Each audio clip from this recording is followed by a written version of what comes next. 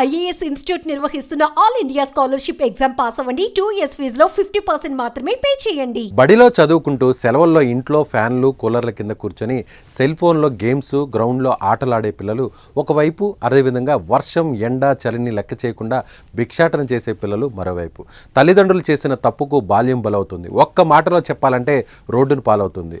నిజానికి ఇప్పుడు రోజులు మారాయి, ఉపాధి అవకాశాలు పెరిగాయి. శరీరం సహకరించి ఆరోగ్యం బాగా ఉంటే కష్టపడి పనిచేసే మన జీవితంతో పాటు పిల్లల జీవితాన్ని కూడా నిలబెట్టవచ్చు. కానీ ఒళ్ళు వంగని సోమరులు ఎంతోమంది భిక్షాటన వృత్తిలోనే కొనసాగుతున్నారు. వారిని కాలం అలా మార్చిన పిల్లలకు మంచి భవిష్యత్తు ఇచ్చే అవకాశం ఉన్నా వారిని కూడా అదే వృత్తిలోకి దింపుతున్నారు. రకరకాల వేషధారణలో భిక్షాటనను చేయిస్తున్నారు. తాజాగా కర్నూలులో కనిపించిన ఓ దృశ్యం అందరినీ కలిచివేసింది.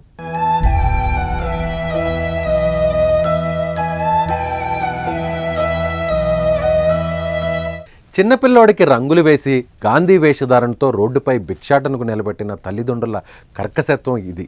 పైనుంచి సూర్యుడు బగబగ మండుతున్నా కాళ్లకు కనీసం చెప్పులు కూడా లేకుండా గాంధీ వేషధారణలో రోడ్లపై భిక్షాటన చేస్తున్నాడు ఓ బాలుడు.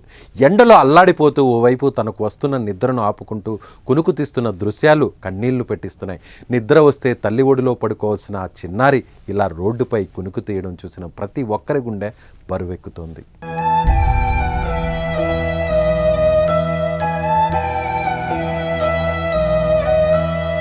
ఈ వీడియో సోషల్ మీడియాలో వైరల్ కావడంతో మంత్రి నారా లోకేష్ కూడా స్పందించారు. బాబుని కాపాడాలని, ఎక్కడున్నాడో వెంటనే కనుక్కొని సంరక్షించాలని అధికారులను ఆదేశించడంతో రంగంలోకి దిగి అబ్బాయిని గుర్తించారు అధికారులు. ఈ ఒక్క చిన్నారి మాత్రమే కాదు, చాలామంది చిన్నారులు ఇలా కర్నూలు వీధుల్లో గాంధీ వేషధారణలో భిక్షాటన చేయడంతో వారి సంరక్షణ బాధ్యతను కూడా అధికారులు తీసుకుంటున్నారు.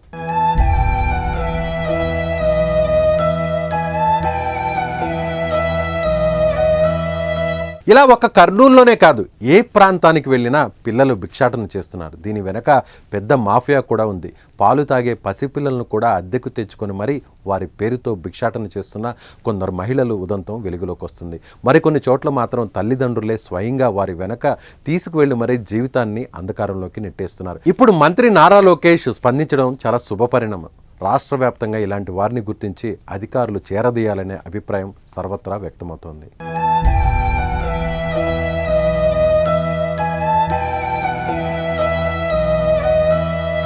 డీసీపీఓగా వర్క్ చేస్తున్నాను.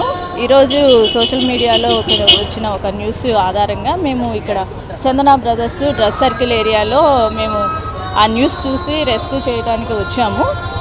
దానిలో భాగంగా ఇప్పుడు మేము ఒక 7 years బాబుని రెస్క్యూ చేయడం జరిగింది.